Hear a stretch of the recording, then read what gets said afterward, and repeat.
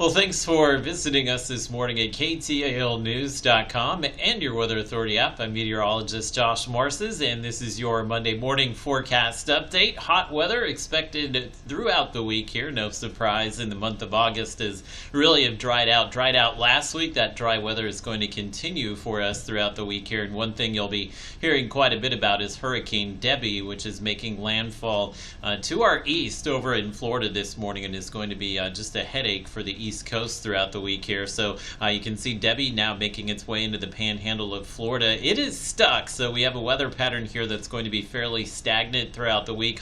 High pressure in the west. We have a trough of low pressure over the Great Lakes, and of course Hurricane Debbie here in the southeast has just kind of caused that traffic jam in the weather pattern. So unfortunately for folks here in Florida, Georgia, the Carolinas, this storm is just going to sit there as maybe a tropical storm throughout the week, dumping heavy rainfall. So definitely could see a flood disaster kind of unfold throughout the week. Debbie is not going to have any impact on our weather, but it is one of those kind of cogs in the wheel here that's going to prevent our weather pattern from changing much as well. And we have dry air kind of locked in above us. You can definitely see that on the water vapor satellite this morning. So with all that dry air, we have a lot of sunny days, we have a lot of hot days in the forecast. But one thing we don't have today is a heat advisory, as we should see the humidity drop off just a notch here. Again, our temperatures in the 60s and 70s so far this morning, and likely we'll see high temperatures in the mid to upper 90s this afternoon. Heat advisories to our east, but again, our humidity has dropped off somewhat with all of that dry air overhead, so our heat index coming in below 105 degrees today, so no heat advisory on your Monday.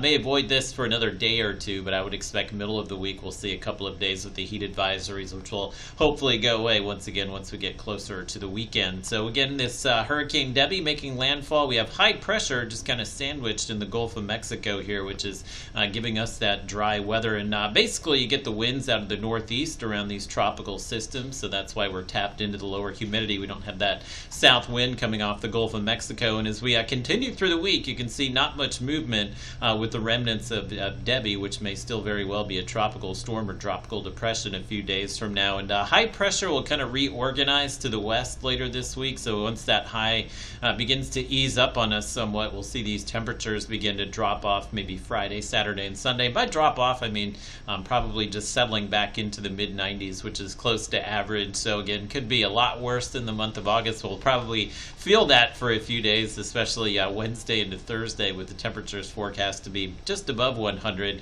But again, once high pressure kind of eases its grip on us somewhat, we should see the temperatures lower to near average. Average highs 96 degrees, and we'll hopefully be back there by the upcoming weekend.